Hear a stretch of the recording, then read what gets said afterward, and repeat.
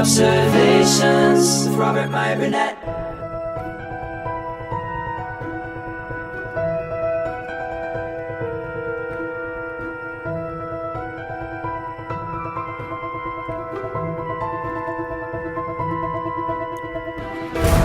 Well, greetings, imagination connoisseurs. Once again, it is I, your Duke of Dope Discourse, your master of fun and wonder, your viceroy of verisimilitude, your sommelier of sci-fi and cinema, your archbishop of Banterbury, your chancellor of cheerfulness, your evangelist of the imagination, and your existential Mr. Rogers. That's right. Well, me. Robert Meyer Burnett, and I'm robcasting at you.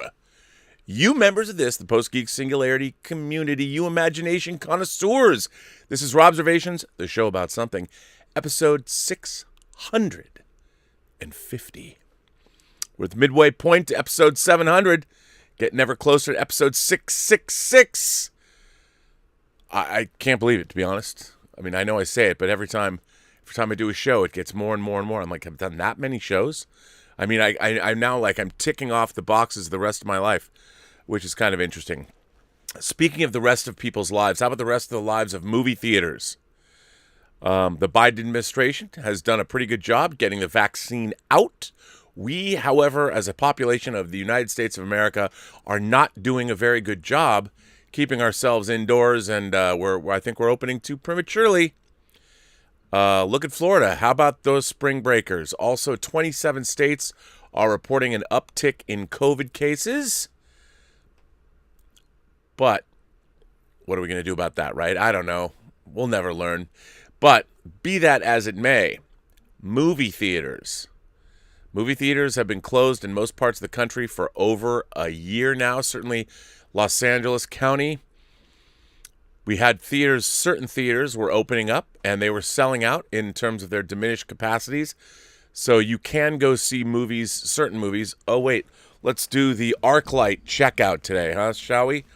My favorite theater chain in LA is the premium ArcLight Cinemas. I look every day to see if they're back online. Let's see if they are. I'm not holding my breath. Loading. No cinemas found. Try changing your filters. I will. How about we go to movies? Nope. No ArcLight, and there's an ArcLight very close to my house. The Pasadena ArcLight, I prefer the Hollywood ArcLight, but the Pasadena ArcLight is very good. So anyway, it was just announced, ladies and gentlemen, boys and girls, gentle being, kind souls, all of you across these 28 known galaxies, however you identify, you're welcome here. But apparently, we're not going to be welcome at movie theaters. Well, at least to see Black Widow. No, that's not true. It was reported this morning at 11:30 a.m. in Deadline that Disney has once again pushed Black Widow from May to July. They have moved Cruella. They have moved Shang-Chi. They've pushed their entire release schedule back. But this time, they were staunchly going to keep Black Widow theaters only. They have announced the inevitable, I suppose, that Black Widow will be going day and date to Disney Plus and to movie theaters. And the same is true of Cruella. Let me jump in and read this article and then do some analysis here about how not really happy about this. Anthony D'Alessandro wrote this in Deadline at 11:30. Just when it looked like studios were going back to a theatrical window release pattern with today's news of Regal and Warner Brothers deal, Regal and Warner Brothers agreed to a beginning in 2022. They will no longer be putting things on HBO Max and in theaters at the same time. Disney said Tuesday that it is opening both of its key summer event pictures, Cruella and Marvel's Black Widow, simultaneously in theaters and on Disney Plus with Premier Access, which is usually $30 a purchase extra for subscribers. In most Disney Plus markets on Friday, May 28th, and on Friday, July 9th, respectively. It has also shifted release dates on 5 other films. Just as the good news was spreading for Los Angeles and New York City's reopening, the moves are a sign that the number one studio doesn't have faith in exhibition just yet. I can't say that I blame Disney on this one, with COVID cases on the uptick in 27 states. You'd think that with the vaccine rolling out, people could just hang on for a couple more months, but no. And COVID is ticking up. We're seeing spread of variants of the virus.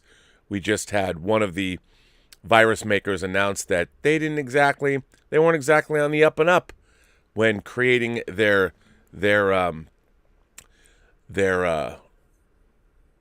what do you call it? The antidote, the serum, the vaccination. The vaccinations, they're pulling those out because apparently they don't work as well as they were supposed to. Shenanigans. But anyway, we're talking movie theaters here.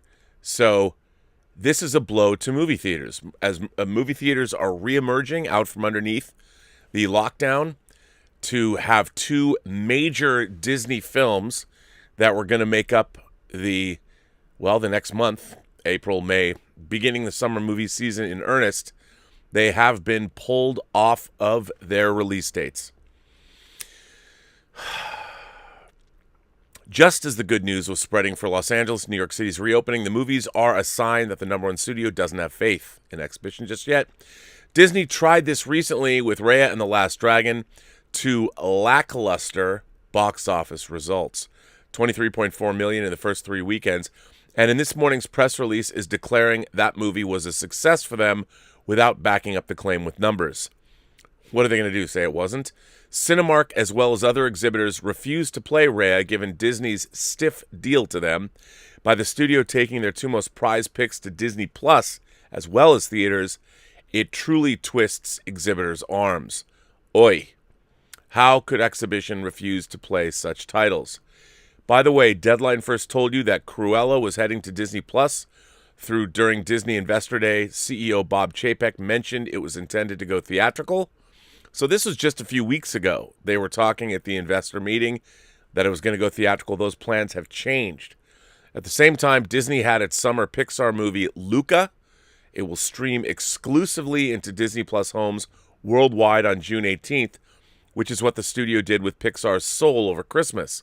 Interesting that Pixar is suffering the slings and arrows. No theatrical release for Pixar movies? In international markets where Disney Plus is not yet available, Luca will be released theatrically with premiere dates to be announced. If we all were listening closely to Chapek recently, it was clear he was indicating a theatrical Disney Plus release strategy for picks like Black Widow. Before this even occurred today, one rival distribution chief predicted that Disney would continue to experiment. They need to feed the beast. Beast meaning Disney Plus. The upside of Disney Plus, their premier access releases for Disney, they get to keep 100% of the cash. There's no splitting of grosses, which is the case with the theaters. 1 million purchases of Black Widow or Cruella at $30 a piece translates to $30 million. End of story. The other factor to consider here is Disney avoiding a full-blooded theatrical release of Black Widow and Cruella is the most international theatrical markets outside of Asia are closed down. Europe isn't fully back online, nor is Latin America, and that will take time. Today's announcement reflects our focus on providing consumer choice and serving the evolving preferences of audiences. By leveraging a flexible distribution strategy in a dynamic marketplace that is beginning to recover from the global pandemic, we will continue to employ the best options to deliver the Walt Disney Company's unparalleled storytelling to fans and families around the world, said Kareem Daniel, Chairman, Disney Media and Entertainment Distribution, in a statement. Here are all the theatrical release date changes Disney announced today. Black Widow is now on July 9th, 2021 from May 7th. Free Guy, the Ryan Reynolds video game movie, on August 13th to 2021 from May 21st. Shang-Chi, the second Marvel film, Shang-Chi and the Legend of the Ten Rings, moves to September 3rd from July 9th. The King's Man on December 22nd from August 20th. Deep Water on January 21st, 2022 from August 13th. And Death on the Nile moves to February 11th, 2022 from September 17th. Those are big moves. So their entire release date has been disrupted. I noticed there is no mention of the Eternals here, nor is there a mention if they're going to move anything Spider-Man. I know Spider-Man's Sony, but theoretically there was going to be 4 Marvel movies now pushed, but the Eternals is not mentioned here. So maybe they're going to keep the Eternals the same, but I can't believe they are. Is the Eternals still in November? Maybe they just didn't want to mention that yet. Maybe they just don't know. Either way, it's hard. I mean, clearly, for me, as I've said on this show before, here's the problem that movie studios are facing. They now have a backlog of tentpole movies that cost in excess of $100 million. Many cost in excess of $150 million to $200 million, such as a Tenet, No Time to Die, the big Bond film, the 25th Bond film cost $250 million. The problem that studios face, and I'll just say this again to clarify, these movies are made with either other people's money or borrowed money. It's not like the studios have a vault full of cash that they're using to make these movies. So they're borrowing from banks, and they have other financing sources who also expect a return on their investment. When they are making movies like a Black Widow, it is expected that Black Widow is going to make between $750 million to $1 billion. That's where they're living now. Now, here's the thing. They can't make that money unless studios are, the movie theaters, are all open to capacity, meaning there's no restrictions. Even on a global scale, a lot of theaters are still not, because of COVID, they're down 25%, 50%, 75%. So they're not able to get the crowds in that they would get in a non-COVID environment. So that means that the movies, even in the best case scenario, will never gross what they were going to gross before COVID. And that's very problematic, because when you have a movie like Black Widow, as we all know, to release a movie that costs $150 to $200 million is expected to gross. It used to be the conventional wisdom was 3 times its budget to earn out, to break even. Now you got to consider it's got to make 4 times its budget. So with a movie like Black Widow, let's say it costs $150. It probably costs more, but let's just say it did. So you're looking at a $600 million gross to break even. That's impossible where we are now. This is why Warner Brothers could never greenlight a Snyder cut or a Zack Snyderverse film of Justice League 2. No one's going to be making a $300 million movie anytime soon. I mean, James Cameron might be the last person who does. But even then, where are they going to be? Are they going to wait for the new technologies that exist that Cameron wants to make use of? I mean, I guess they could. They can finish these films. They've got 4 in the pipeline or something. So they can continue to work on those movies. And then maybe when all the theaters are open, they could open the films every 6 months. Who knows? But the real problem here is for movie theaters. You know, movie theaters it's not exactly like the problem of COVID has not been alleviated and they can just throw open their doors. I mean, they're starting to get people to come to theaters. I know in some places theaters were never really closed, but for these big movies, I just don't see. I guess Black Widow will be an experiment. I mean, maybe, but if 1 million people pay $30, that's only $30 million. Now, when you think about these movies, how profitable they can be, $30 million is nothing. I mean, even if 10 million people paid $30, well, what? That's $300 million. That's a lot they have to, and still, has it made its money back? No. So this is really problematic for these tentpole movies. Maybe they by putting them on streaming services, there's some kind of math I'm unaware of. But this is a bad situation all the way around. It's bad for the studio, I think, because they're never going to recoup from these films. And it's bad for the movie theaters because the only way to see something was going to be to go to a theater. Black Widow would have been the one movie that people would have rolled out for. Godzilla versus Kong as well, but even that's going to go into theaters. But what is it going to do? I mean, you look at the box office numbers, comparatively speaking now, they're positively anemic. So the the situation is it's not good all the way around. It's not good for the studios and these tentpole movies. It's also not good for movie theaters because they can't pack them in like they used to.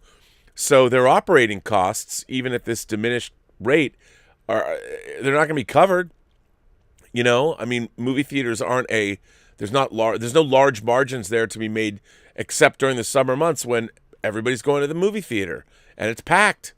You know, or the holiday time. Are we going to be able to see that come back? I don't know. Clearly not. Not when lockdowns are happening again in Germany, in France, parts of the UK. Here in America, 27 states reporting more COVID cases. We've got variants out there. We find out one of the vaccines is perhaps not as viable as they thought. So there's all kinds of craziness going on. But I think once again here, I understand Disney's position. But exhibition, man, once again, exhibition is suffering. And I feel bad. I feel bad for the movie theaters. I feel bad for the theater chains that have really tried to make a go of it, that have had to endure basically a year of having their business cut out from under them. It's rough. And with Disney Plus taking off 2 big game pieces off the theatrical board, well, exclusive theatrical board. But let me tell you, I mean, I certainly have no incentive. I'm still unable to get vaccinated here in LA, as much as I'm trying. I want to go see Godzilla vs. Kong in the theater. I can't risk it. You know, I'm getting older. I don't want to, just for my love of movies, I don't want to not see any more movies ever because I get sick. You know, it's something I have to consider. So this is, I mean, it's a bummer. You know, it's a real bummer. But what can we do? I just think movie theaters are going to have to endure, take a little while longer. Who knows? Maybe with things like Godzilla vs. Kong, people start going more to the movie theaters than they already are. But so far, the box office numbers have not been great.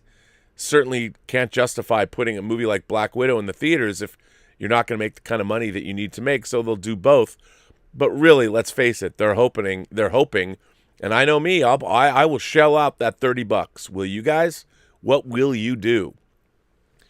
It's tough. I mean, I'm kind of bummed out, to be honest. I mean, but what else can you do, really? I mean, I'm bummed out. I would have liked to have seen, with the vaccine rollout, people staying home, I would have liked to have seen these numbers go down, especially now that we're getting vaccinated. Doesn't seem to be happening, but I'd love to see a little bit more relief, of course, from the studios and the theaters. But I get it. I mean, I understand. I totally understand where we're at, and it's a bummer. And I don't know what Disney was going to do. I don't know what they could do, really. I mean, I can't. Yeah, I'm bummed out. You know, I was hoping we'd be able to go to theaters. I was hoping I'd be vaccinated. I was hoping certainly by May I would have been able to get a vaccination, right? I could have gone to see Black Widow, but now Black Widow, she ain't going to land until July. Who knows where we're at? I have another letter. I'm going to start. Actually, I've got a lot of letters from all of you guys.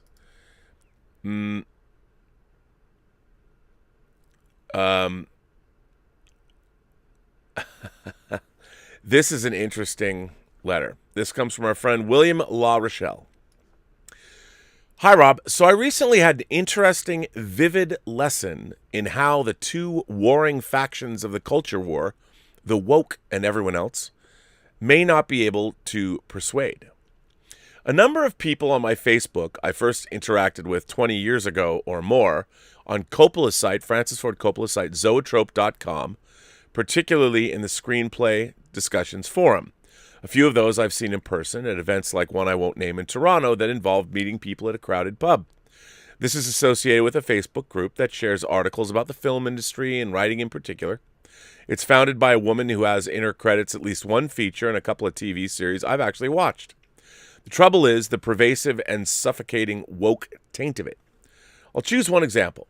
While the moderators have no problem posting Scott Mendelson's Forbes articles again and again, when I posted a Forbes article by Gene Del Vecchio titled Disney's Firing of Gina Carano is Confusing and Hypocritical, Lacking Sound Management, there was some pearl-clutching busybodies out in force.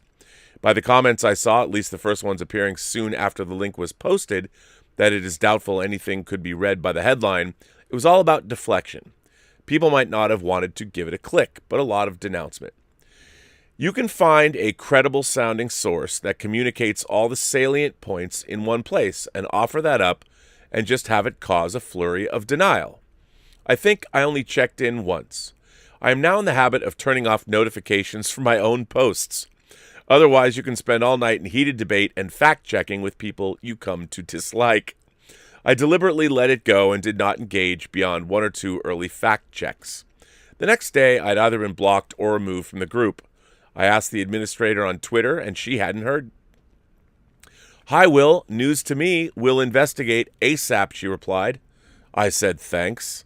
Later, I got this, okay, confirming, supporting, you were removed for violating group rules while receiving a record number of member reports for your post and or comments. The unreasonable article defending bigotry in the workplace was, yes, an issue. Championing it at your choice. Gobsmacked, I replied with, defending bigotry in the workplace? Did you read that article? The whole accusation against Carano is a horrible case of slander by whoever wrote the Lucasfilm statement. Polls show, after reading what she shared, omitted from most coverage, 72% say she should not be fired. She said, your argument appears to be with a stranger's former employer. Take it to them. I absorbed that jab and I replied, doing so the best I can, as opposed to strangers I've interacted with for more than 10 years. Best. Then, after venting this to a friend, he suggested I send this one more comment to her, so I pasted it in a final tweet. So to be clear, I got canceled by a writers group for posting an article by a reputable magazine criticizing cancel culture. Got it. Her last reply, to be clear, you continue to need my personal attention. My friend calls that a deflection. I suppose it's typical. I remember thinking the kids in the documentary Jesus Camp were crazy, with the mantra of deflect if faced with reasonable questions at school. But it is not a strategy confined to one extreme end of the spectrum. Both extremes are exhausting to reach out to. I once posted on my own page, liberal equals sane, woke equals insane. It might be confined to my own experience, so just how common this is among people in film and TV. It kind of tightens the sphincter to contemplate. Add to that the recent rewriting Ripley hit piece on the fandom menace. Even if most things come out in the wash, and it looks like Raylos were behind that, much of my interest is during idle moments, but I actually respect the principle of audience feedback. And obviously the Snyder Cut push appears to have been heard eventually by the right people after all the shade was thrown. If I have a dog in the fight, as they say, it's that our entertainment not be a pawn that can be abused and shredded for the sake of a power struggle between millionaires. I mean, misinformation can stick, like the feathers from a pillow flung into the air, mentioned in doubt. Now try and collect them all. My fantasy is that SAG and AFTRA can implement something that recognizes that Twitter stans and bots and busybodies don't really represent a significant portion of the audience or market, and should not be pandered to as if they are shareholders with a vote. The numbers tell us these are not actual fans, but people who see a movie or IP as real estate to be taken away from a group they want to demonize. A year's worth of hashtags from people mad about someone refusing to put gender pronouns in a bio, when most Lucasfilm blue checkmarks don't have them either, including the ones frothing at the mouth to go after Bill Burr and Rosario Dawson and maybe Carl Weathers now that they taste blood in the water. Give the mouse a cookie. As much as I see myself as moderate, I lean toward Bernie Sanders watching American politics and away from Trumpsters. I also like action movies and their stars who also are some form of conservative. Do I throw away my copy of Lone Wolf McQuade because Chuck Norris is a Republican? No. Especially because it evokes my teen years where I didn't know anybody's politics and, frankly, I didn't care. I'd rather know nothing about celebrities. It would be amazing if all stars abandoned Twitter and the platform just petered out. Because the craft of tweeting isn't one I care about. I care that Jon Favreau now has to course correct and compromise something that was not broke in the first place and didn't have to be fixed.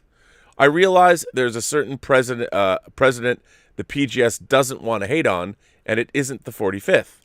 America does have a better president now, and maybe a certain studio could use one.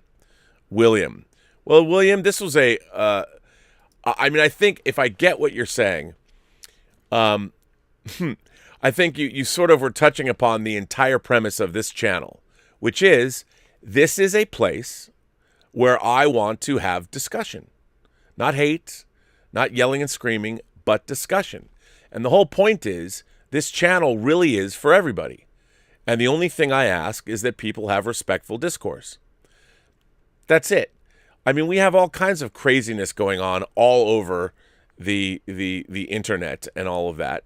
And I'll tell you something. I mean, I try and look at fandom the way I look at, say, woke culture. If you think about it, are what social justice warriors asking for, is it bad? I don't really think so. I think that Star Trek was very much a show that was aware of social justice. It was literally made and came out at a time where there was a lot of political unrest in the country, the civil rights movement. You had John F. Kennedy was assassinated, and Star Trek really was born out of his White House. Then we lost Bobby Kennedy. Then we lost Martin Luther King. And it was a tough period of time. But I think when people watch Star Trek, whatever your political affiliation, you sort of understood that these are universal stories that were appealing to everyone. When they were delivering a message of some kind, it wasn't a Republican message, it wasn't a Democratic message, it was a human message. And I think some of the great stories, I mean, all the tales that we tell one another, the reason we all are imagination connoisseurs is I think most imagination connoisseur stories are really about humanity, about uplifting mankind. I don't really understand where we're at now in terms of the idea that in cancel culture and all of this. I don't even know where that comes from. I don't know where the glee in going out and trying to cancel somebody comes from, other than I guess it makes people feel good that they've participated and maybe they've done something right by trying to change the world and make it a better place, without understanding that what they've really done is compromise their very souls in the way they went about it, or something like that. It's interesting.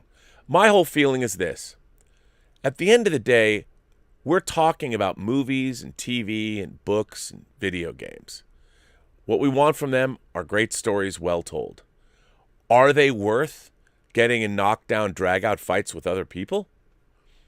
I tend to not think so. I mean, I do think they matter. I think our culture matters. I think telling great stories has value. I don't like to see that our storytelling itself has been corrupted by outside influencers in terms of certain, you have to have some things in a story or otherwise the story's not valid, or all of this. I mean, I think a story, its value is self-evident. If you start bringing things into a story, you're not paying attention to the story itself. And I think that's the problem. I think what I'd like to see is, let's pay attention to what's really important. And as far as our neck of the woods, what we want is great entertainment. Great entertainment that resonates with us and will resonate with us for hopefully generations to come. But a good letter, I think, though, that, yeah, it's very strange. The problem is nobody's really reading anything anymore. Everyone's having a knee-jerk reaction to everything, not just in terms of this, but to everything. I mean, everybody it seems to me, would rather be, they want to have some emotional reaction and feel something, feel anything. It's weird. It's a very odd time. I don't quite understand it all, but what can you do? This one comes from David Cass. David says, "Hi, Rob. Just a quick letter from Manchester in the United Kingdom. I've been watching your shows on the Burnettwork for a while now, and I would like your opinions or predictions on the future of different streaming platforms. I'm amazed at the sheer amount of content being produced over the last few years. We live in a truly golden age of television. To describe the situation as a streaming war, I think is very appropriate, but in the end, as with all wars, there are winners and losers and combatants that fare better or worse than others in the long term. I've attached a couple of graphics to illustrate what I'm talking about. I'm going to put these up. This is interesting. Oh, that one's too... You know what? Well, no, I'll put this up. This one's a little hard to read because of the size. But I'll put it up. These are I know these graphics. These are good graphics. And let's see. I'm going to put these up. I'm pulling these out before I read the rest of this article because I think will be good. So the first one I'm going to put up here.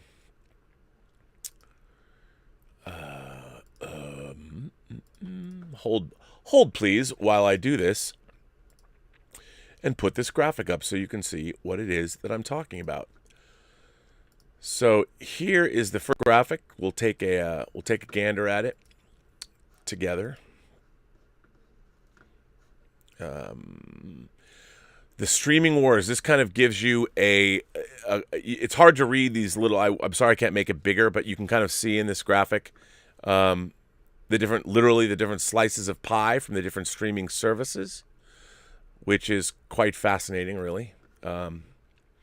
Check that out. And then I'm going to put up, so take a gander at this, look at it, and then I'm going to go grab this other graphic, which is also quite interesting. And this one I can blow up so you can see it better. Let me bring this down here. And then show you this one too. So this is popular subscription streaming service combinations in the U.S. Now I will continue on with your letter. Okay. In the UK, we have two different models of streaming services. On one hand, we have public channels like the BBC, funded through a license fee every household pays, and commercial channels that have advertising. On BBC iPlayer, streaming is free to all license holders, and most commercial channels have 100% free streaming services paid for by advertising like the ITV Hub, 4 On Demand, My5, UK TV, etc. Netflix has a massive head start on most, and I was an early uptaker once my local Blockbuster closed down. I have Prime Video as it conveniently comes with my Amazon account, though the quantity and quality of the service I feel is lacking compared to Netflix, though admittedly there are some gems like Outlander, Carnival Row, and Tales from the Loop. I love Tales from the Loop. I also have a Disney Plus account, which, now it has Disney Star for adults, Hulu by another name I think, is almost indispensable for the Marvel and Star Wars shows and films alone. Outside of this, I think it unlikely that I'll have time to watch or be able to afford any more subscriptions. Now, when I see something advertised on Apple TV, I instantly dismiss it as something I will likely not see. With HBO, Paramount, Peacock, etc. not available in the UK at the moment, their content is currently shared between Netflix and Sky TV, so I get to suffer through the new Star Trek series and get to be wowed by the Snyder Cut in my existing subscriptions. This, however, won't continue long term, I think, and the more and more pay for view streaming services will undoubtedly arrive here as different companies compartmentalize their content for their own use and profit. My question, therefore, is, how many streaming services do you think the market can support? All of them? Can this go on indefinitely? Will there be winners and losers as battle lines are drawn? Like fans of Premier League football teams, will you pick a side and stick with it? Or will things become more fluid? Less likely, I think, with 12-month contracts. Will latecomers to a market like Paramount and HBO in the UK fail to get a foothold and have to do deals with the big boys? Or will they move to a different model such as advertising to gain revenue? Finally, with an installed global user base of streaming users over maybe 250 million users, might it be preferable for some streamers to move to a free global advertising-based model? The advertising could be at one swoop more globalized and more targeted. After all, you would know who is watching what, where they are, what their interests are, and the direct advertising appropriately. It's free, too, so it would get plenty of views. What's your opinion as someone from inside the industry? Who might be the big winners and the big losers? I'll be interested in hearing your thoughts. I hope this letter wasn't too long or too boring. It's just I'm having trouble understanding the business model for streaming services with a smaller number of users and where it leaves the providers other TV services in the long run. David Cass, Manchester, UK. P.S. Manchester is the city for the Premier League title if you ever take an interest in football, or soccer if you must insist. Please follow City and not the other Manchester team. Even I know who that is. The UK should be all out of COVID restrictions by the 21st of June, with cinemas opening May 17th. And interestingly, Warner Brothers has just done a deal with Cineworld in the UK to have a traditional release window for their movies before being offered on streaming platforms. Another move back to normality? I certainly hope so. All the best, David. Well, David, I got to tell you, boy, oh boy, it's an interesting question, and obviously that's kind of the topic of today's discussion. Where are we at? How many streaming services are people going to subscribe to? You know, I tend to think that it really is going to come down to content. I mean, the fact is, Apple is new on the block. They don't have a lot of stuff that's streaming. For All Mankind, I've liked. The Morning Show, okay. You know, they've got the movies that Apple has made or provided. But I think it really is going to come down to who has the most content. I don't think anyone, frankly, is going to catch Netflix because of the sheer diversity of programming. I mean, they're going to keep losing licenses and not have the big movies anymore, but Netflix, they were smart. They're positioning themselves as being a destination spot for everything. They're going to make their own movies. They're going to make their own series. This is the time when I would like to plug in 2 days Dota Dragon's Blood, the series that I've been working on, the animated show. The 8-episode book 1 drops on the 25th. You can watch all 8 episodes. Each episode is about 24 minutes. So you can watch that, check it out. But they're making their own stuff. So I think that Netflix is going to be essential for as long as viewers are interested. I know that when I just skip around Netflix, it gets daunting because I don't know what things are. But I think once Netflix, and they're going to have to do this, they have to figure out ways to show you more about the shows. And I mean, I've always thought they should have a weekly magazine series just about themselves, talking about what's out there. I mean, they've got some gems, foreign horror movies I didn't even know were there. You know, you start delving into things, and it's pretty great. Amazon, obviously, they keep making more stuff. You've got Paramount Plus, HBO Max. It really depends on the content. I think the people that will survive will have the best content that is consumed by the most amount of people. I mean, I think it's academic. That's what's going to happen. I think that Disney Plus is not going anywhere because Disney Plus has the Fox library and the Disney library. They're here to stay. Netflix is here to stay. I think HBO Max will probably be here to stay because they're Warner Brothers as well. And HBO has its own backlog of programming that's prestigious in addition to having Warner Brothers. Peacock probably will end up sticking around for a while, but it's in a different...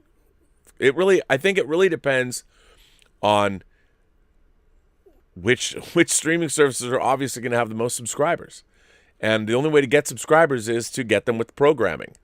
So it's going to be interesting to see where it shakes out. I don't think they're all going to survive, frankly. I don't. I don't know who's going to continue on. I mean, Apple just doesn't have that much, and but they've got deep pockets. Maybe what they need is a big hit. They need a big hit to bring. Look, The Mandalorian pretty much. I know people say, "Well, Rob, they have Pixar and Marvel and Star Wars," but The Mandalorian was pretty much driving all of the subscriptions to Disney Plus. It became essential. Now with the Marvel shows, we're into the second Marvel show. Now you can see Cruella and Black Widow. They're doing great because every family in the world, part of growing up as a kid is all of those Disney classic cartoons, which they have, the animated features, the cartoons. I think they're pretty much here to stay. Disney Plus is not going anywhere. So, you know, I think ultimately, I don't know if the studios are going to collude with one another and come up with some kind of a bundled plan or revenue sharing or something, or they're going to keep fighting amongst themselves. I don't really know what's going to happen. But I do think ultimately it comes down to the service and as always, the content. Because that's all you've got. The people with the best content will survive. If you don't have enough good content or you're not making enough good content, people will leave your platform. Look, I find myself, for me, just knowing my viewing habits right now, it's HBO Max, it's Disney Plus, it's Amazon, and it's that's about it. That's where I find myself going, and Netflix. So Netflix, Disney Plus, Amazon. What was the other one I said? Those are the three: Netflix, Disney Plus, Amazon, HBO Max. Those are the four. Those are the four that I go to all the time, and they keep me going. I look. I like my other things like Shudder, because Shudder's doing a pretty good job too. So there's 5. I mean, I feel like 5, and then Apple Plus has For All Mankind, so that's 6. And think about it. 6 at $15 a pop, or I'm sure they'll get to $20 a pop. That's a lot of money. That's like you're back to paying cable prices. But the one thing that we have going is that we can jump on and off these services. So you can leave a service, and I think this is going to happen more. This is why I think they're going to go to a model like the phone services, because ultimately the streamers need to they have to know they're going to get so much income a month. They have to know this because they're basing that on what they're going to spend in terms of making new programming. So here's the thing. If we can jump in and out of the streaming services at will, I'll come back when they have the new season of this. If everybody's doing that, then their services are not going to be as solvent as they would hope. Too much jumping around. So I think what they're going to do, this is why I do think ultimately they might go to a model like you have to have a contract. Now, maybe that won't happen because they'll allow it. They'll allow people to jump around. But I think with more and more streaming services, you watch everything you want to watch. Then you leave the streaming service for a couple months, 3, 4, 5 months until they put something else on. Then you get the streaming service to watch your show, and you binge watch everything you might have missed in the interim, see what you want, and then bail again. And I know that the streaming services don't want that. Although, on the other hand, they do make a lot of money for people coming in and doing that in addition to their regular customers. It's tough. Hard to say. I don't really know enough about it. I'm kind of talking out of my ass to be honest. But I honestly just don't know. I just don't know.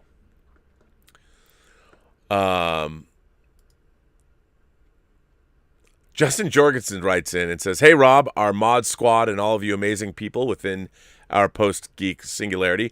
I wanted to write in and discuss one of my favorite TV shows within one of my favorite franchises of all time, The Transformers. On September 17th, 1984, the first episode of Transformers aired and was an instant success. The numbers for the show continued to climb and climb with massive popularity as the toys that accompanied the show also continued to sell overwhelmingly well.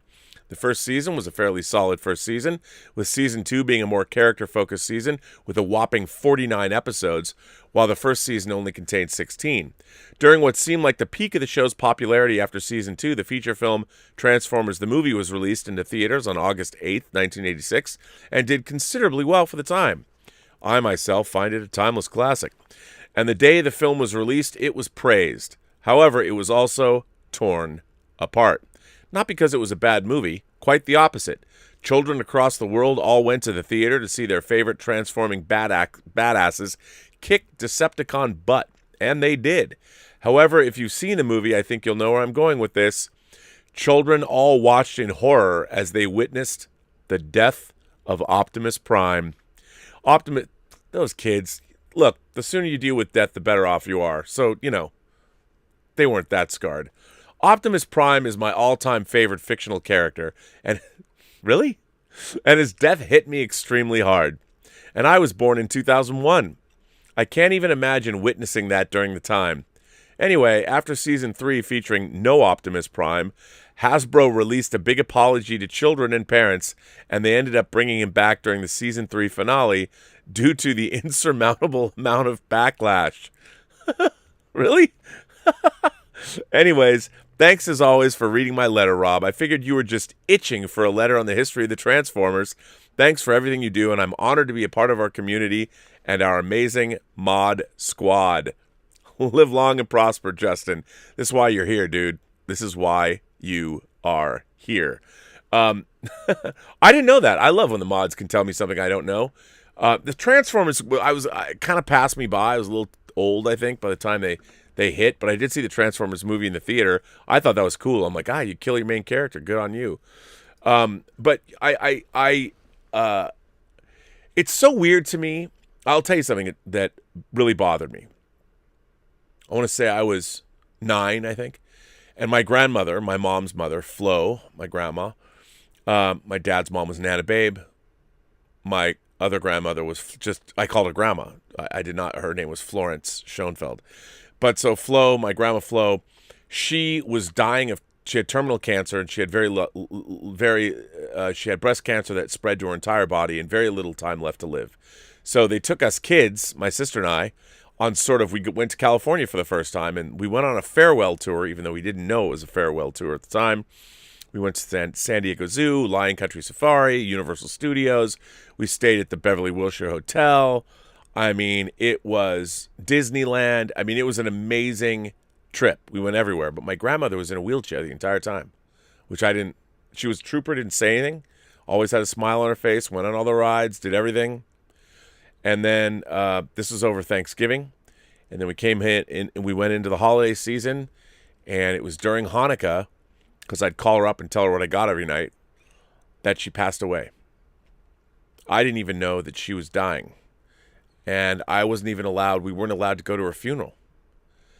And I remember thinking to myself, I'm like, look, I was 9. I already seen a priest get fried by the aliens in War of the Worlds. The Martians, I've told that story, how much that affected me when I saw that movie the first time. I saw that when I was 5.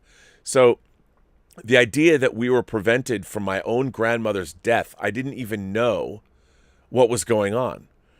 And I remember when my grandmother was gone that I was never going to speak to her again. I didn't know. And even at 9, I was like, that was wrong. It was wrong. And I think that there is, at no point, I don't think that anything to do with the life cycle of a human being should be kept from children. I don't think necessarily that you should be showing, say, in terms of reproduction, you don't need to show visual aids to kids, but you can allow them to understand that a stork does not bring babies. It's not like they're dumb. They know these things. And I think people should learn about death. And how we deal with death is at least as important as how we deal with life. So I think kids should have sucked it up, and their parents should have said, sometimes good people die too early. Optimus Prime was one of those people. Come on now. This is another letter from Christopher McCulloch. Christopher always writes good articles. This one starts from Christopher. Once you've lost your virginity to this fucking movie, and then you come and say to me something about, like, my superhero wouldn't do that, I'm like, are you serious? I'm like, down the fucking road on that. It's a cool point of view to be like, my heroes are still innocent. My heroes didn't fucking lie to America. My heroes didn't embezzle money from their corporations. My heroes didn't commit any atrocities. That's cool, but you're living in a fucking dream world. That quote was said by Zack Snyder, and he is speaking about the superhero genre after Watchmen. This is part of the letter, by the way. Mr. Burnett, by the time this gets to you, we'll be in the midst of the fallout of Justice League. I haven't seen it or the original, nor have I watched Man of Steel, though thanks to the internet and nerd osmosis, I seem to have picked up a pretty good understanding of them. The only film of the Snyderverse I've watched is Batman v Superman, and it seemed to confirm my suspicions of what exactly this DCEU was. Pitiable people being dour while we, the audience, are told of their great pathos instead of coming to understand it through story. I don't have strong feelings about Zack Snyder, though I did like 300 and Watchmen, the only other films of his I've seen. He seems to be a director that believes in visual stylings over functional storytelling at times. These weren't great handicaps when he was adapting from already visual mediums, but I found in BVS the camera would often vacillate from staid to chaotic. But visual styling alone wouldn't have been enough to turn me off the movie. I've grown to expect from genre films visual pacing blown to kingdom come. The shortcoming of the film is the plotting. It's a narrative that you really have to piece together after the fact, with character motivation and reasoning strained to a detrimental degree. But a nonsensical story alone is still not the last hurdle to enjoying a story of this kind. That's right, this isn't a story about two buff dudes being duped into punching each other by some nerd. This is a battle between Superman and Batman. There's already so much communicated by this own fact. Much like children can follow the narrative of a comic book they can't read, there are decades of characterization these heroes are steeped in. If I had recognized any of that in the characters at play, I would still probably have gotten something out of the film. But on a fundamental level, they were alien to me. Strangers in familiar clothing, and this is the fatal shortcoming of BVS and why I had no real interest in continuing in this cinematic universe. That's Superman gone bad. If Superman grabbed your arm and pulled really hard, he'd pull your arm out of your socket. That's the thing you don't see in a Superman movie. But in Watchmen, what you get is, like, I'm a Superman, and I really want to help mankind, but I just tore this guy in half by accident. People call me a superhero, but I don't even know what that means. I just blew this guy to bits, and that's heroic? Another quote from Zack Snyder. I find Zack Snyder's interpretation of Superman to be hackneyed. In Zack Snyder, I see the influence of the cynical implosion in the superhero genre. Watchmen, the first and still best deconstruction of the genre, spawned a myriad of imitators. The stories became more mature until they reached a tipping point and started becoming, unquote, mature. Quote, the cynical, grimdark, and occasionally profane comic books of the 90s. No power wasn't abused and no dark impulse unsatisfied. This is the era of blood. The hardcore teen who thought Spawn was metal, loved Bloodshot, Bloodwolf, Bloodstrike, and Youngblood. Heroes were out. Comics, so often accused of being juvenilia, eschewed the narrative drama and wallowed in sex and violence, hitherto unseen outside of the underground, and the genre grew up, or regressed, into sticky adolescence. It is here I see Zack Snyder most interested in the superhero genre and Superman. How do you write for the man who has everything? Deconstruct him.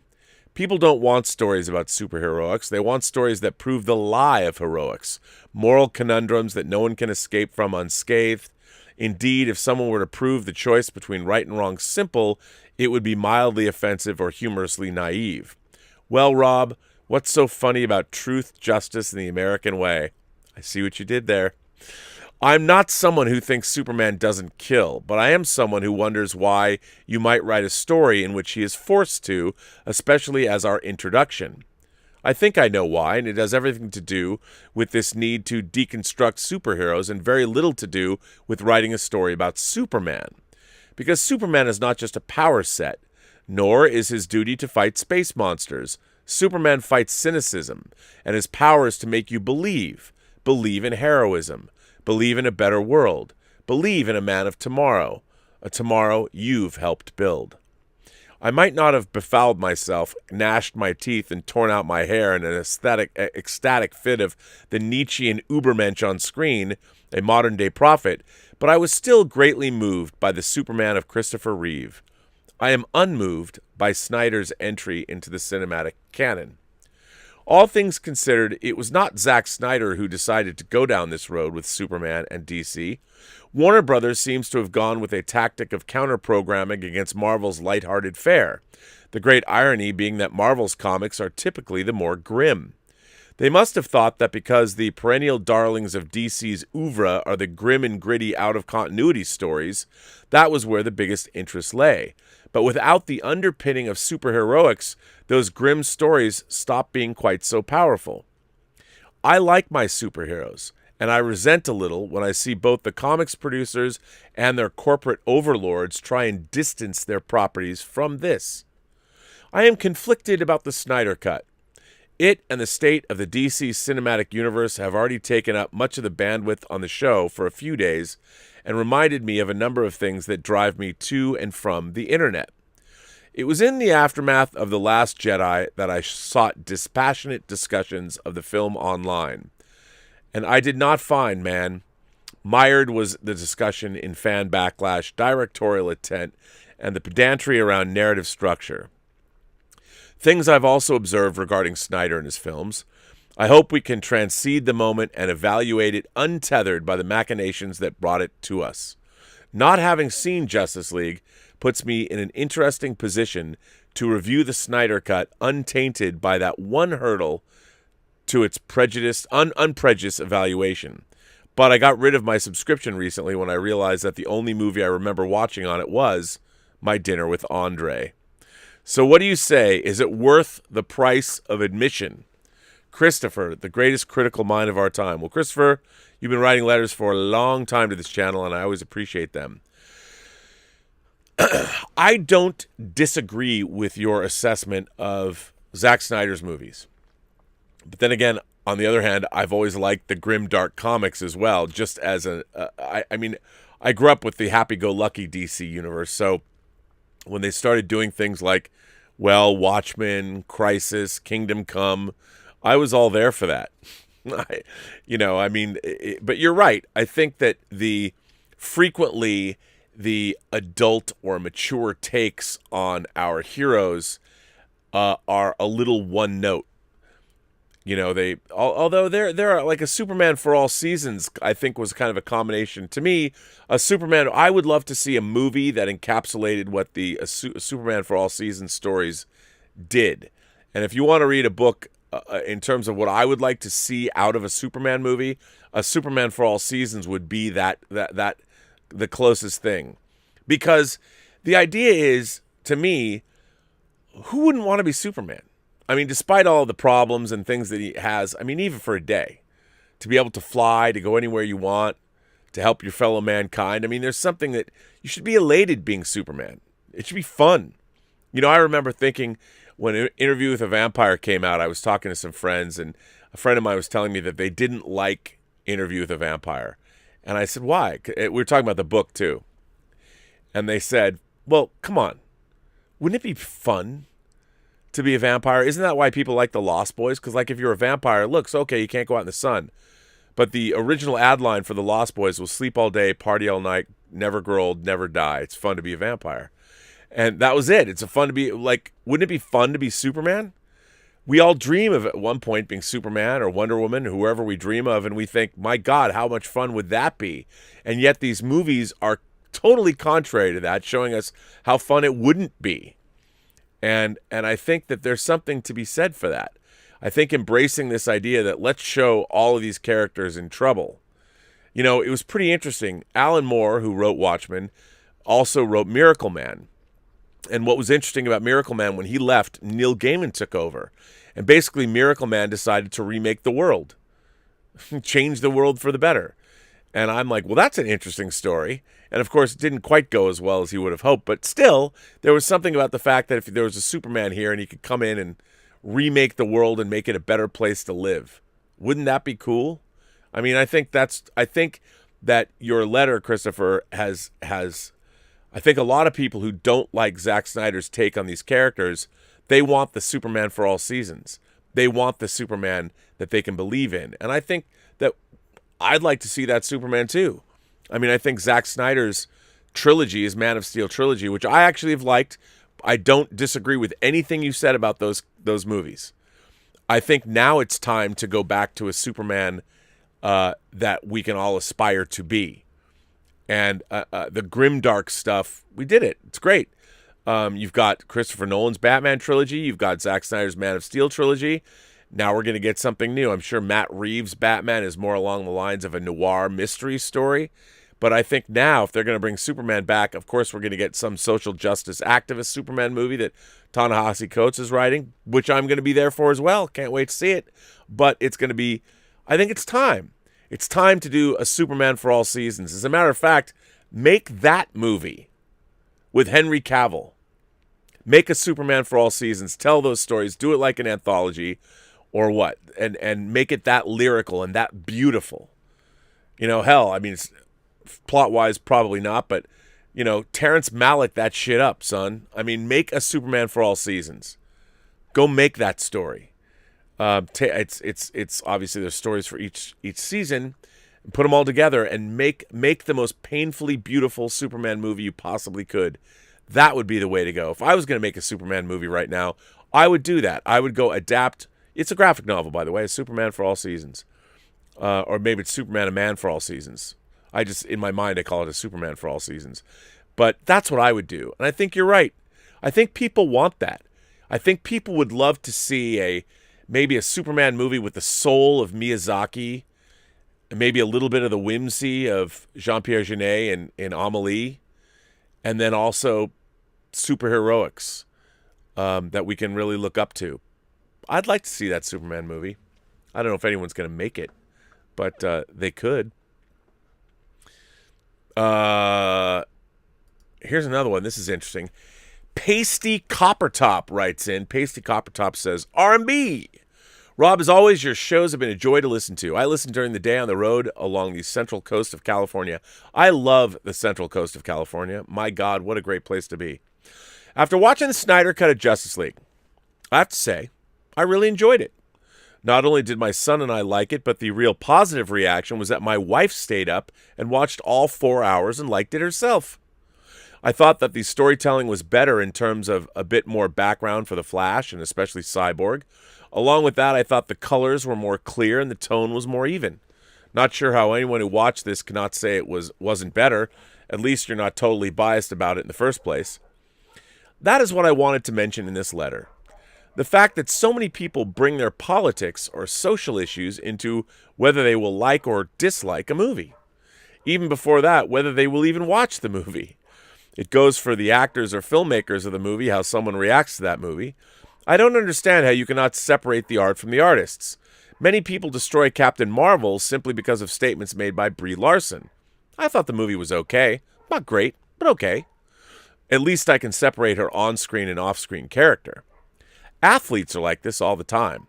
Some of the nicest guys on the field of play may be the biggest assholes, while guys that come off as a rough and tough guy might be a great guy off the field.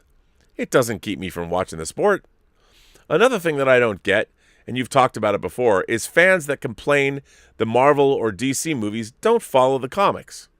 Who cares? They're two different things. It's just a blueprint. The only thing that I like to keep as close to the original is the origin of the character.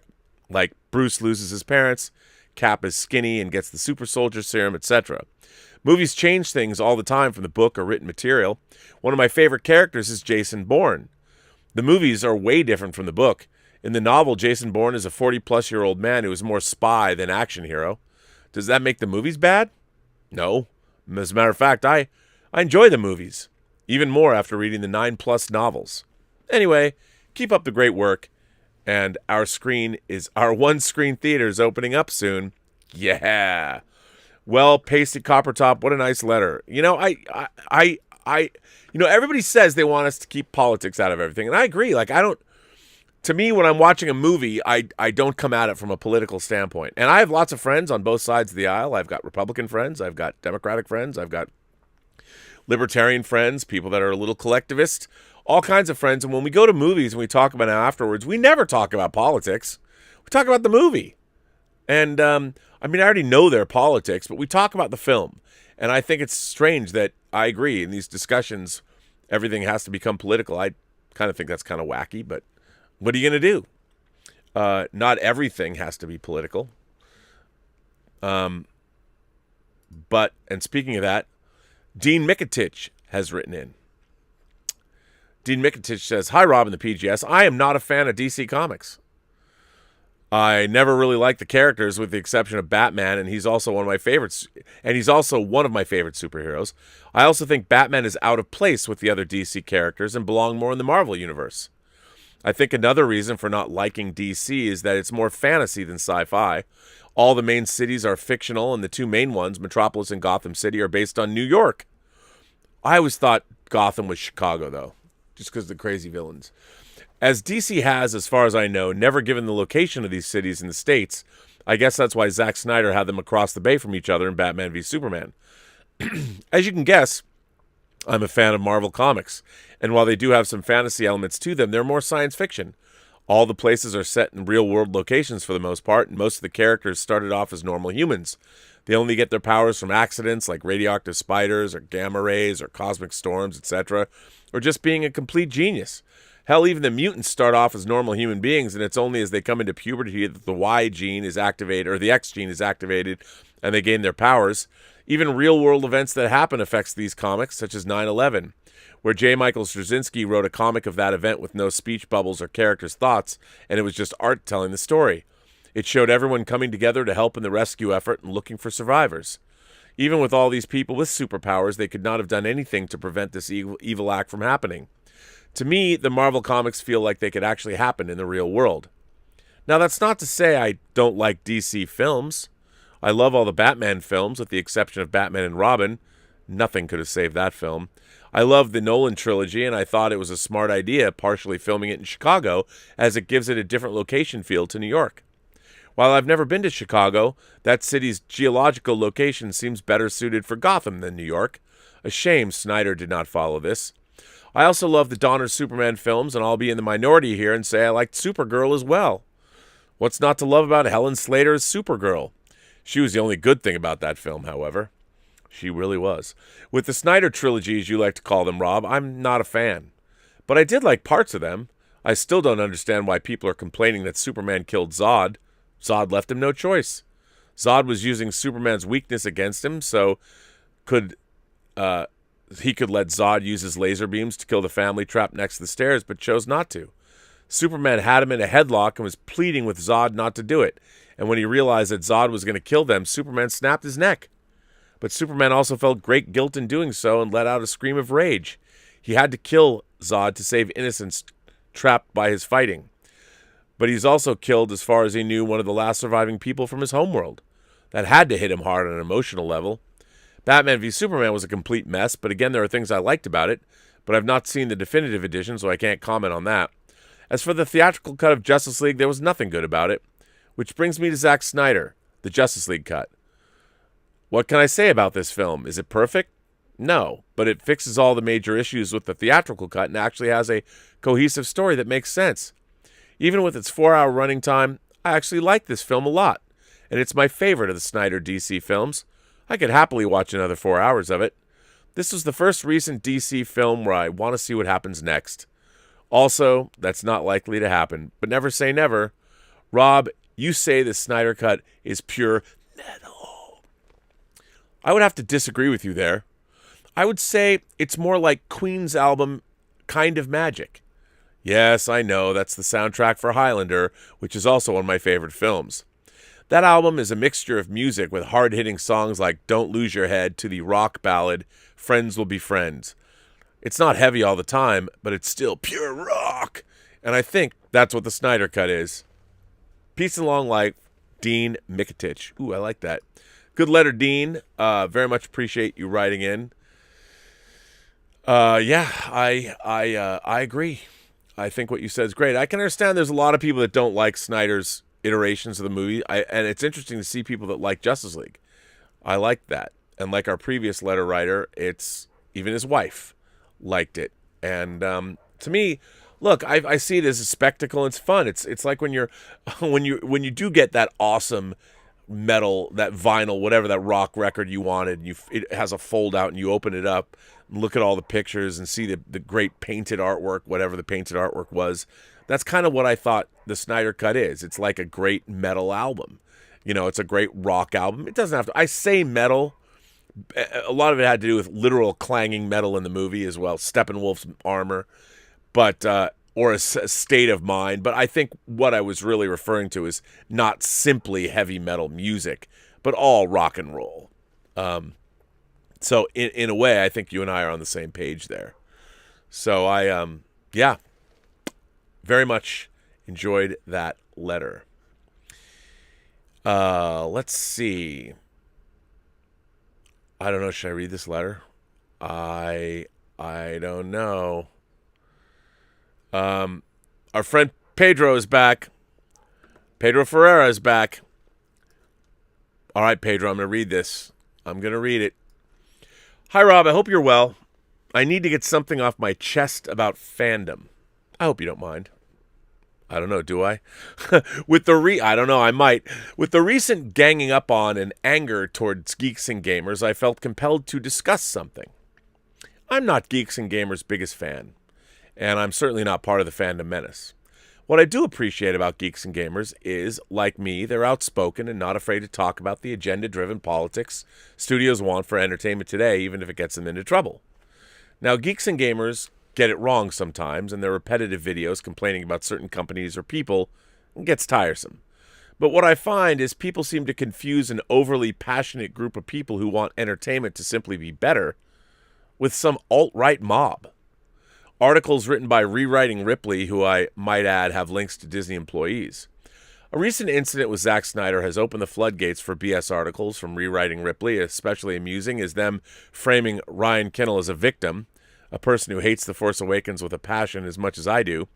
But my problem is that people who are turned off by Geeks and Gamers' angry videos have no problem believing lies that are being spread. It seems the average person wants to believe Geeks and Gamers are alt-right. What's distressing is that when you provide evidence that Geeks and Gamers is innocent of what Rewriting Ripley is trying to frame them as being, they refuse to believe or look at the evidence because it means either not being biased or not wanting to provide a Geeks and Gamers related video with The View. It's like that scene from They Live, where Roddy Piper's character spends 10 minutes in a fight with Keith David just because the former wants the latter to see the truth and the latter refuses to look. While I try and respect those on the Post-Geek Singularity Facebook page and understand people would be this way, some would rather believe mainstream media hit pieces than understand the truth. It's frustrating. So my question to you is, how do you inform or educate those that would refuse actual evidence that's presented to them? Is it ultimately pointless? Kind regards, Pedro. Well, Pedro, I got to tell you, it's a good question because I think it applies not just to this situation, but to many situations in the world. I find that we're living in a time where I never thought we would be, where people are actively denying truth, which I find bizarre. You know, the idea that there's people that believe in the flat earth. QAnon tells people that at a pizza parlor, people were taken into a basement and abused, even though the pizza parlor has no basement. You know, we live in a very strange time. The real question is, why do people want to believe things? Why do they want to believe all these horrible things? It's almost like they want to believe in more horrible things than in things that are not so horrible. Believe in the light as opposed to the darkness. I don't really know. I mean, I wonder, is it because as things are changing in the world, and look, I think hearing from more people, having more voices, getting people that have been marginalized that never had a chance, never had a voice, it's always better. It's always a good thing. But at the same time, you can't trade one oppression in for another, because the people that finally have a voice, they're in danger of turning into even greater oppressors than the people that used to oppress them. We don't want to see that happen. And there's always a danger that it can. I don't understand. I mean, look, I've streamed with Jeremy at Geeks and Gamers. We had a delightful conversation. And he's very self-aware of what an abrasive figure he is. Do I think he's alt-right? No, I don't.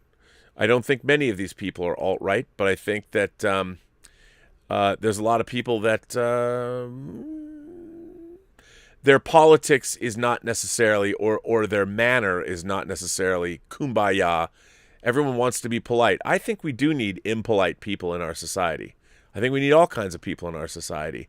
But in terms of denying the truth, I would say, Pedro, you can't make people, you can take the truth to people, but like a horse, you can't make them drink. You can take a horse to water, but you can't make them drink. And my whole thing is, like, why do you need to? If somebody doesn't want to read an article you provided or accept a truth that can be self-evident, that's not your problem anymore. You can bring the truth, but all you can do is offer it to them. You can't make anybody see. And that's kind of the way I feel. I mean, I try and make this channel a place where hopefully we come here for a free exchange of ideas. And that's what it's all about. I like a free exchange of ideas. And I think that's the best way to be, is where we can have a free exchange. And what you have to do, though, is you have to know, and I would hope that anybody who's a member of the Post-Geek Singularity, that alone, if they come here and are part of the group, then they deserve your civility and you deserve theirs. and I think that's true of the fan community. I don't know why we get into knockdown, drag-out arguments about whether Luke Skywalker acted appropriately on Achto and why he ran away, but we do, and I don't think that's good.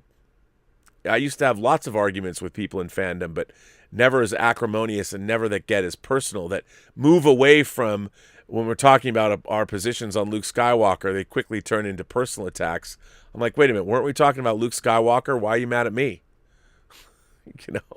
I just think we need to watch our P's and Q's and where we're going. Let's see who is it. Well, this is amazing. This is let's see what's going on here. First of all, Brandon Sheehy, how are you, sir? How are you? Thanks for the work. Rob, I would encourage you to check out the works of Lenny Abramson outside of Room with Brie Larson. He is the hottest director in Ireland at the moment, with other films like What Richard Did, Garage, Frank, as well as sleeper hit TV series Ordinary People. Ooh, is that a remake? I've heard that, and I think that's a good the director of Room with Brie Larson, Lenny Abramson, to check out more of the works. I should do that. I have not, and I need to do that, and I will. Joshua Karp became a member. Salvador Dalliances became a member too. I get it. Salvador Dalliances. That's a good name. Good for you. That's a good one. Now, Skywalker Zarel, 1 of 15. Hello, Knights of the Display Case. Sir R&B, I know I've already sent you these questions and rants, but I'm aiming to get this on every show I can. Robservations, please stand by, but it's still connected to Hot Toys and related memorabilia. Now, I always totally understand people who don't like Zach's work and fantasy in general not liking this movie. That's obvious. No problem there, but all art is subjective. Peace and love, blah, blah, blah, blah, etc., etc., etc. But I thought I'd clear up some things for people, so-called film critics, who clearly have an agenda that they don't think is stunningly transparent. Am I right, Az? First, on the plot being the same, it ain't. No dark side in... Didn't you send this yesterday? No dark side in Justice League, i.e. Steppenwolf doing his master's bidding opens up a completely new dynamic due to a son's guilt failing the father that has near Shakespearean overtones. Wait a minute. I did read this yesterday, didn't I? Am I not finding the right place? No, you sent this in yesterday. I read this yesterday. I guess you're just telling me that you sent this in. All right, I'll start. I'll read this again. See, you throw me off when I've got the same thing. Okay. On the plot being Justice League, plot being the same, it ain't. No dark side in Justice League, i.e. Steppenwolf doing his master's bidding, opens up a completely new dynamic due to a son's guilt failing their father, and that has near Shakespearean overtures. Second, Barry Allen saving Iris West was creepy because Barry was touching her face without permission. No, he didn't. He never touched her face. He moved her hair to his left to gaze in the most beautiful thing he'd ever seen. Then, because he's so kind and in awe of this beautiful work of art, he then crosses her arms and puts her in the recovery position and laid her down slowly and respectfully. That's not subjectivity. That's fucking sight. First, it was absolutely necessary because we have to have an introduction to a new character and who they are, what they can do, and how they connect to the future of the story and other future stories, i.e., here's Barry.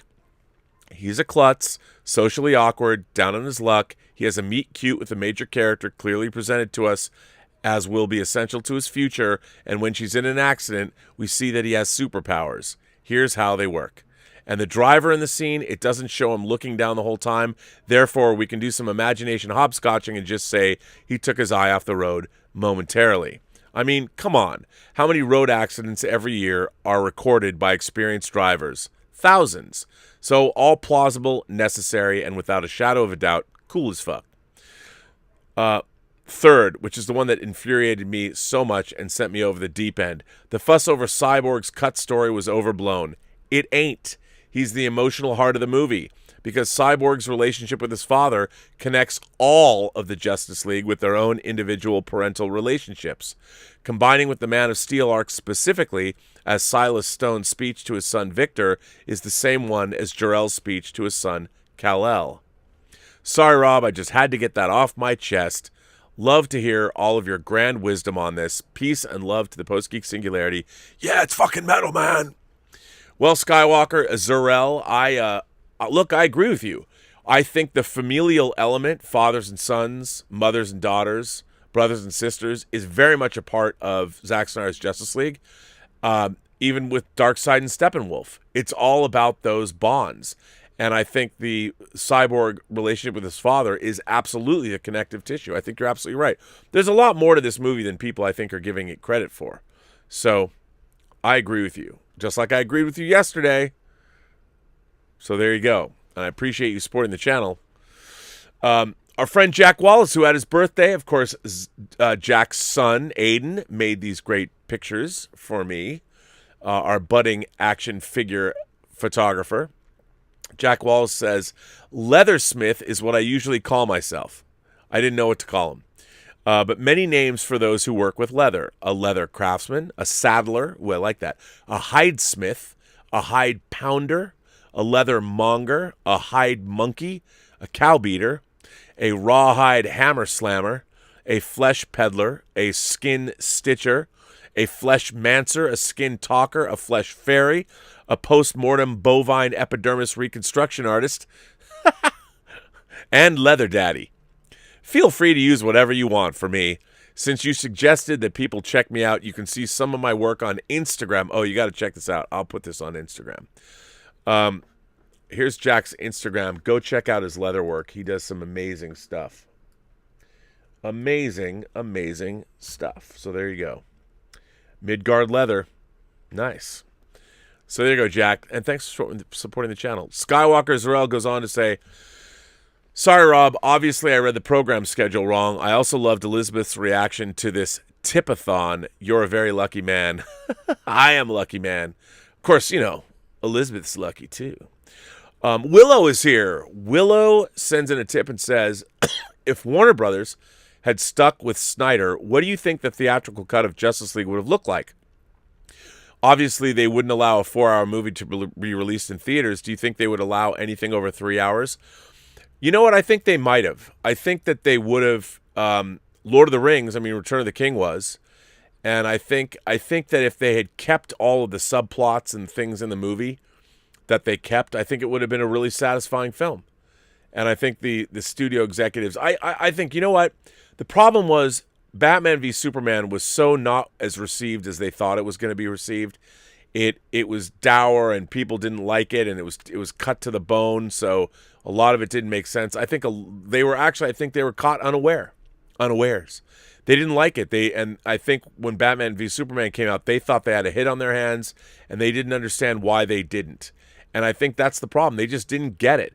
And they realized, reading all the critics' responses and the fan responses and whatever, they realized Zack Snyder is perhaps not giving us what we want from our characters. And which was a shame, because I think that if they had just kept with his vision of Justice League, it might have done much, much better. So I totally agree with, I think that they would have allowed a 3-hour movie. I do. I don't know if Zach could have cut everything down to that. I mean, obviously the slow motion matters, but I think it would be interesting. Somebody's going to do a cut of it where they try and cut down the movie and get rid of. I just wonder, can they retain all the story beats? That's what I would really wonder about. We shall see, though, because someone will make it. But it would have been a fight. I don't know. I don't know if they release a 3-hour movie. I think they might have, but that's a quarter of the movie gone. And could you do that? Maybe. I'd have to see what that looked like, though. But it's tough. It's hard. Skywalker Zarel says, anyway, to Zack Snyder, let us tip a glass and say one last time to Zack Snyder's Justice League. Yeah, fucking metal, man. Yeah, man. All right. There you go. Andrew Christie sends in a tip and says, Rob, Arclight is my favorite cinema too. Used to love arriving an hour or so before the movie started and chilling at the bar with a cocktail, then taking one or two into the theater with a hot dog and popcorn. Me too, Andrew. You and I certainly see eye to eye. Hoping we can return to that soon. Man, I hope so, because I am getting bummed out that I can't go to the Arclight. Insematic sends in a super chat. Thank you, Insematic. I appreciate that. Andrew Christie goes on to say, also, Rob, what 4K UHD player do you have or recommend? Before physical media goes away, I want to invest in having my top 20 or 30 movies ready to watch in its best form. I haven't owned any physical media or a player for years. I'm really partial to Panasonic players.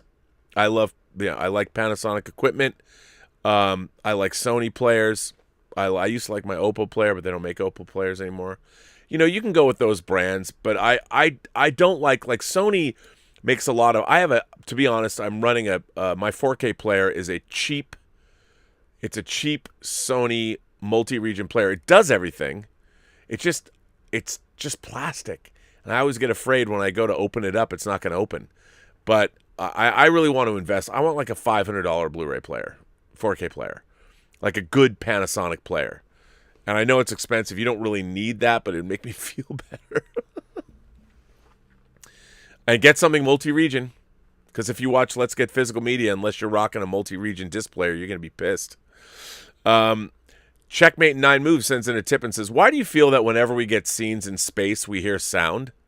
It's common knowledge that space has no sound, and I think the general audience is smart enough to understand and appreciate a silent space battle. Music could fill the silence. Thoughts? You know what? I'll tell you why. Because I've worked on things where there's no sound, and actually in the short film that we made, Skyfighter, we have a scene in space where there's no sound. It's movies. It really is. If suddenly you're watching a movie and the sound is taken away, I mean, Kubrick did that, and you hear the breathing. There's no sound in space, but you hear the breathing of the astronaut, like Frank Poole or Dave Bowman. But I think ultimately, movies are not reality. Everything. Think about it. Everything you watch in a movie is fake. Everything. Nothing is real. I mean, even when somebody's out on the city streets, the crowd, for the most part, is controlled. So nothing is real. It doesn't bother me. Like, I love how Battlestar Galactica did it. They had the hint of sounds in their space battles, the TV series. I mean, there was still sound in space, but it was kind of, they pulled back on it, and they kind of, and I love seeing, give me a shot of a giant spaceship over a planet like an Alien when the Nostromo's. But you know how some movies their space has an ambient sound, like a or some kind of just a deep rumble. If you're looking at outer space, you want it, even though there's no sound there. In a movie, it sounds like it's a mistake, unless you have other ways to cover it up with music or something. It makes it sound like, wait, what happened? It's very hard to pull off. It's harder to pull off no sound in space than it is to put sound in space. It's really hard to do to get people to watch it. So there's always usually, whether it's that cool outer space rumble ambient noise sound, there's always something in space. Because if there isn't, you'd sit there and go like, something's wrong. Jeremiah Cannon sends in a super chat and says, I want inclusivity and social consciousness in my media. It's important. What I don't want is tokenism and preaching. That takes skill. I agree, Jeremiah, because, social consciousness in media is important. It just, don't let the social consciousness dominate. Look, never let your agenda come before your characters and your story. Just like never let your universe come between your characters and your story. I think that's important. Box Office says, if it's okay for Eddie Murphy to put on makeup to look like a white Jew in Coming to America, why was it not okay for Dan Aykroyd to put on blackface in Trading Places? Here's the thing, Box Office. You know the answer to that. You do. See, the difference, first of all, the difference isn't, the thing about the whole idea of blackface in general, or a minstrel show, already has negative connotations back a long way, and it was yet another way. To be honest, it was another way that our black brothers and sisters were marginalized by other people by putting on blackface and performing as a black entertainer, say like in The Jazz Singer or something like that. And putting on blackface is in itself a marginalizing act. But Eddie Murphy taking on a persona of a old Jewish comedian isn't the same thing. And also, not a lot of people even know that it was him. It was so convincing. He's playing a character. And nowhere in our history did anybody ever put on, I mean, not many. I can't imagine that there is a long history of black comedians putting on makeup, convincing makeup to play an older Jewish gentleman as a character in a movie. I mean, maybe there are that I'm unaware of, but the very idea of a white person putting on blackface is in itself insulting. You know, it goes back to a racist practice, the minstrel shows that they put on. It's different. It's just it's a different thing. Justin Jorgensen says, well, Rob, I caved. You told me about it, and I couldn't resist. Star Trek versus the Transformers, the graphic novel, is on its way to my house. Cannot wait to binge read this. Got it off Amazon for $15. Optimus interacting with Kirk? Yes, please. Justin. Well, you know it. Justin Jorgensen goes on to say, also, I realize that there's also a Terminator versus the Transformers graphic novel by the same author, and now I'm caught in a comic rabbit hole I can't escape. Send help. Nope, you did it to yourself. Can't send help. You're stuck. You are stuck. But you know what? It's a great place to be, and you're going to love it. Preston Bell sends in a super chat and says, hey, Rob, a specific question from Zack Snyder's Justice League. In the scene where Dr. Stone sacrifices himself to power the Mother Box, why does he have to be inside the glass casing? I loved the cut. You know, Zack Snyder was talking about that, and he I guess he had to be there to ramp up the power to save his son, a la Dr. Osterman in Watchmen or something like that. I don't know if I totally bought it. I don't know why he had to be in there, to be honest. But Zack Snyder has a reason, and he talked about it on one of the interviews. So, yes, he's aware. He is aware about this, and he does have his own reason. I don't know if I buy it. Movie Nerd James sends in a super chat and says, happy 111th birthday to Akira Kurosawa. Rob, what is your top 5 Kurosawa films? Rashomon would probably be 1. Ron might be 2, or Seven Samurai might be 2. I love Akiru. I love Throne of Blood. I love High and Low, which is a crime drama that he made. Dersu Uzala is a beautiful movie. I think it's more. I think it's 5, right? Those are the ones that I was, and then Yojimbo. Yeah. I mean, I can't representing back here on the. If I didn't say Yojimbo, I'd get bummed out. Somebody would get bummed out. I get slit. My throat would be slit. MC Blackcap sends in a super chat and says, R&B, your hair is the Snyder cut. So metal and at least 4 hours long. Much love. Yeah, you know what? The hair. I don't think the hair is really long for the world, to be honest. I mean, I don't think my hair has ever been this long. I mean, I've had it long in the past, but it's pretty damn long. I mean, look at the back. I mean, that's just out of control. I look like an old lady. But it's been fun to kind of grow out. At least I have hair, which is good. Listen, on that note, ladies and gentlemen, I have to go to work. I'm late. I can't be like a wizard. I am late. I'm 5 minutes late. Gotta go. I want to say thanks for everybody to supporting the channel via Super Chats and Tips. Thanks very much. Hit the like button, subscribe if you want. Hit the notification bell. You know all that stuff. If you want to send me letters, and I have a lot of letters for you. Backlog gets bigger every day. Please, free of charge, you can send me letters at the Burnettwork.net website. So go there, and other letters. If I don't read your letter, maybe it's up on the website. We have a lot of stuff up there. I want to thank my moderating staff, beginning with Mike Bodden and the Richard. Louise X. Sparrow is here. Joshua Levesque is here. Bunyan Snipe is here. All the people from the UK. It's great. I don't know who else is here. Am I missing people? Justin Jorgensen is here himself, too. And thanks for that, Justin. Appreciate it. I think I got everybody.